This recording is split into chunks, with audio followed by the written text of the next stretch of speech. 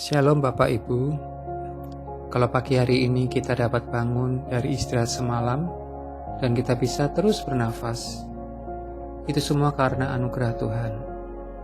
Kita patut bersyukur karena memang hidup ini adalah anugerah Tuhan di dalam Yesus Kristus. Tetapi di luar sana masih banyak orang-orang yang berkata bahwa iman atau kepercayaan kepada Kristus adalah iman dan kepercayaan yang sia-sia, tidak ada manfaatnya. Dan ada yang berpendapat bahwa yang terpenting dalam hidup adalah berbuat baik selama di dunia ini. Rasul Paulus juga pernah menyampaikan kepada jemaat di Korintus tentang kepercayaan yang sia-sia. Dalam 1 Korintus pasal 15 dikatakan, kalau tidak ada kebangkitan orang mati, maka Kristus juga tidak dibangkitkan. Tetapi andai kata Kristus tidak dibangkitkan, maka sia-sialah pemberitaan kami dan sia-sialah juga kepercayaan kamu. Lebih daripada itu, kami ternyata berdusta terhadap Allah, karena tentang Dia kami katakan bahwa Ia telah membangkitkan Kristus, padahal Ia tidak membangkitkannya, kalau andai kata benar bahwa orang mati tidak dibangkitkan. Sebab jika benar orang mati tidak dibangkitkan, maka Kristus juga tidak dibangkitkan. Dan jika Kristus tidak dibangkitkan, maka sia-sialah kepercayaan kamu dan kamu masih hidup dalam dosamu. Demikianlah binasa juga orang-orang yang mati dalam Kristus. Jikalau kita hanya dalam hidup ini saja menaruh pengharapan pada Kristus, maka kita adalah orang-orang yang paling malang dari segala manusia. Tetapi yang benar ialah bahwa Kristus telah dibangkitkan dari antara orang mati sebagai yang sulung dari orang-orang yang telah meninggal. Itulah firman Tuhan di dalam 1 Korintus pasal 15 ayat 13 sampai 20. Jadi, kalau Kristus tidak dibangkitkan, maka kita sebagai pengikut Kristus adalah orang-orang yang paling malang di dunia. Kita masih hidup dalam dosa dan pemberitaan Injil adalah suatu kedustaan. Tidak bisa dibayangkan kalau kita sebagai orang yang paling malang, hidup tanpa pengharapan, hidup tanpa kepastian keselamatan. Bahkan Rasul Tuhan Yesus yang bernama Thomas pernah tidak percaya akan kebangkitannya. Dalam Yohanes pasal 20 dikatakan, maka kata murid-murid yang lain itu kepadanya, kami telah melihat Tuhan.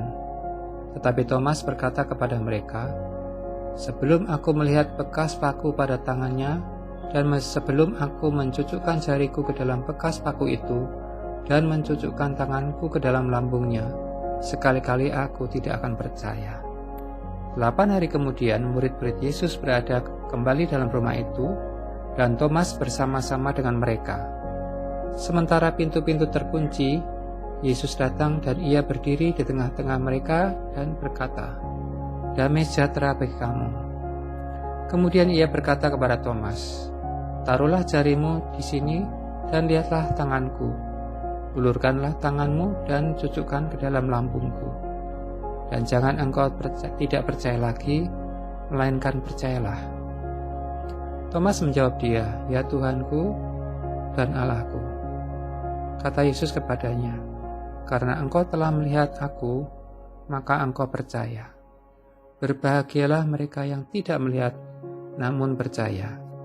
Itulah firman Tuhan di dalam Yohanes pasal 20 ayat 25-29. Walaupun secara kasat mata kita tidak pernah melihat kematian dan kebangkitan Kristus, namun karena kita percaya, maka Tuhan menyebutnya kita adalah orang-orang yang berbahagia.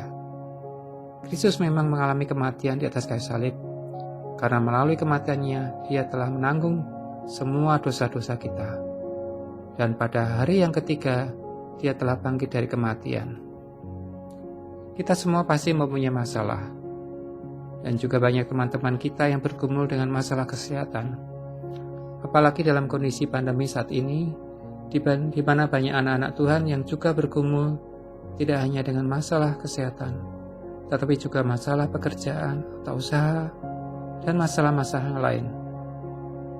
Namun kita punya Tuhan yang telah bangkit dari kematian, yang telah mengalahkan masalah terbesar dalam kehidupan manusia, yaitu maut, tentu Tuhan kita juga sanggup menolong atas setiap masalah dan pergumulan yang kita hadapi setiap hari.